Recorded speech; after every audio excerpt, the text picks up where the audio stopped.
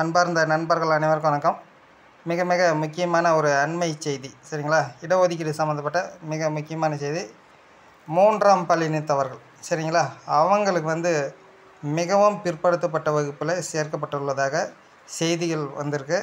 தமிழக அரசு அதற்குண்டான அரசாணை பிறப்பித்ததாகவும் செய்திகள் வந்துள்ளன, சரிங்களா? இதுதான் முக்கியமான செய்தி. 3ஆம் பாலினத்தவர் திருநங்கை சொல்கிறாங்க இல்லைங்களா, அவர்களுக்கு எம்பிசி மோஸ்ட் பேக்வேர்ட் கிளாஸ் அவர்களுடைய வகுப்பில் இடஒதுக்கீடு அவர்களுக்கு சேர்க்கப்பட்டுள்ளதாக செய்திகள் வந்துள்ளன, சரிங்களா?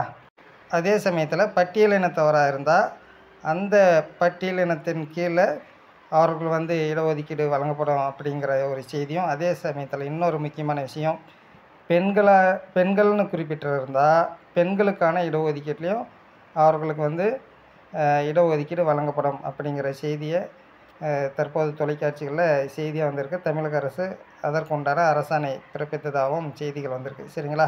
இதுதான் முக்கியமான செய்தி. இது அரசு பணி நியமனத்தில் மிக மிக முக்கியமான ஒரு செய்தி. இடஒதுக்கீடுங்கிறது அவ்வளோ ஒரு முக்கியமான செய்தி அரசு பணி நியமனங்களில், சரிங்களா?